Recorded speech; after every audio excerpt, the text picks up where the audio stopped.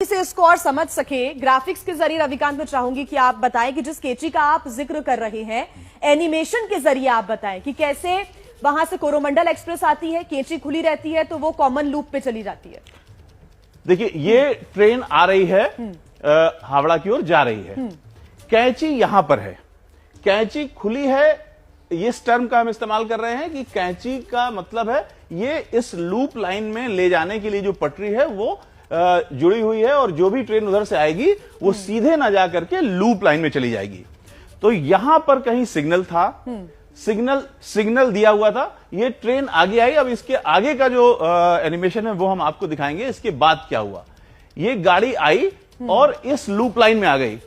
अब इस loop line में आने के बाद जाहिर सी बात है यहां पर ये ट्रेन खड़ी हुई है तो हादसा होगा। ये मालगाड़ी से जाकर के टकराई है। अगला जो एनिमेशन का पार्ट है उसमें आप देखेंगे कि किस तरीके से ये टकरा रही है। ये जब टकराई है तो इस मालगाड़ी से टकराते हुए इसके सारे जो कोचेस हैं वो डिरेल हो गए, और पीछे का जो हिस्सा है, पीछे के जो 3 डिब्बे हैं वो उस तरफ पलट गए या उछल गए होंगे। तो ये जब उछले हैं तो आप देख रहे हैं कि जिस समय, जिस पॉइंट ऑफ टाइम पे ये उछल रहे हैं उसी समय वो गाड़ी पास हो रही है, और लगभग पूरी गाड़ी पास हो चुकी है। सिर्फ 2 आखिरी के जो डिब्बे हैं उनसे ये 3 डिब्बे जाकर के टकराए। और हम आपको बता दें कि हादसा क्यों इतना गंभीर हुआ।